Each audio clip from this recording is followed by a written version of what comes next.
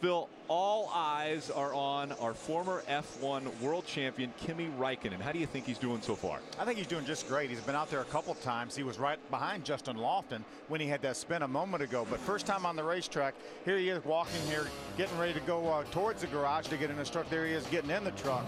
But, I mean, look at all the cameras and flash bulbs going on there. Kimi Raikkonen, there's no question his credentials. I mean, the guy's won 18 races in the F1 series, a 2007 world champion. A lot of electricity in the air when we come to Charlotte, Michael, for this race, as well as now we've got a former world champion in our midst. Man, we've got it all lined up, don't we? Last night, the pit crew competition on speed. That was a great event.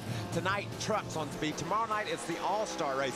When you race in Charlotte, Rick, you want to win so bad because there's teams here. All the people that work so hard on your truck are here to watch, and they want to see that work pay off. So these drivers are loaded up with the pressure.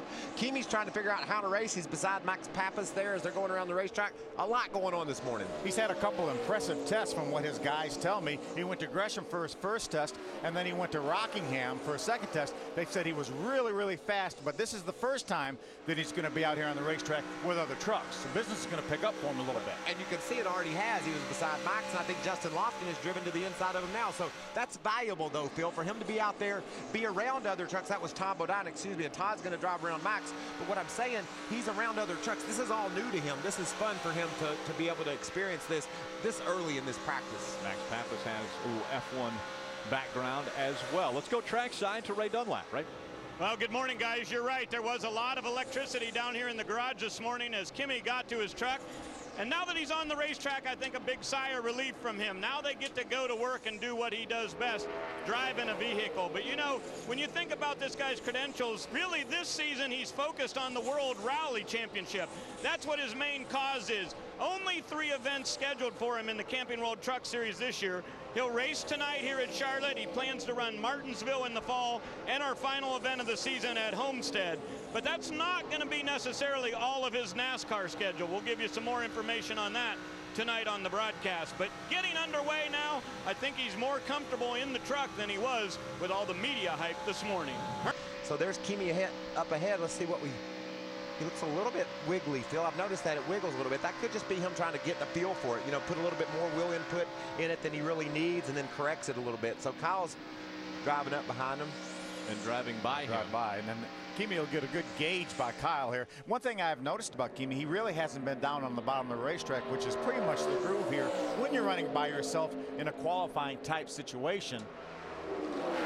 You think this is premeditated, a chance for Kyle to show Kimi the line, maybe drove out there so that he could see where he's running? You're right, Phil. He hasn't been down on the bottom of the racetrack.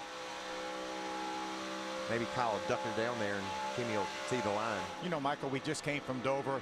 Concrete surface, probably the least temperature sensitive surface we go to, and this is one of the more temperature sensitive surfaces. As you mentioned, every degree of temperature you lose grip on this racetrack. And you know, also, Phil, this is a tough place because you have to have so much gas in the truck. You know, you have to have it about wide open all the way around the track. So when you go in the corner, you're not sure it's going to stick or not. You want to let off the gas, but if you do, you don't run the lap time you need to run. Kimi is 32nd fastest of the 34 trucks that have been on the track. So he just gets to the corner, lets off the gas to understand what the truck wants, and then goes back to the gas. Kyle Busch never lets off. He knows what the truck's going to feel like, and he runs back, wide open right through the corner. 3-1-8-9. Expectations are so high when you hear world champion coming into this division, obviously, but we've got to look back to Bristol when Jimmy Johnson got into the truck for the first time and spun at Bristol on his own. And it's not easy. And seeing a guy out here that's an F1 world champion trying to take on a 1.5-mile racetrack where he's never tested before in a truck, this is really, we're watching him learn every lap he's on the track. I think these guys will tell you this is one of the more challenging things that they will do in their career. Obviously, we talked earlier, the credentials are there. He was the best in the world in 2007. He was a world champion, won a lot of races over there. But this is a challenge. These things are different. We've had a lot of guys come from Europe, from all over, different forms of racing, and they've all said it was tough. How would you like to have Kyle Busch and Rick Wren on your side, though? That's pretty good guys to learn from. So I know he'll pick this up quickly. But, Phil, I've been going over to Europe and racing a Ferrari around over there. Went to Le Mans to test. That track's 8.5 miles long. I was only about 10 seconds off the guys that do that every weekend, and I know what Kimi's going through. I won Daytona, you know, I know how to race, but when I get in those cars, it's foreign to you. You don't know the turns, you don't know the car, you don't know what to expect. It takes a little bit of time to get up to speed, and I think that's exactly what we're seeing here with Kimi. He didn't overdo it. You don't want to make a mistake early on, and so he's on it.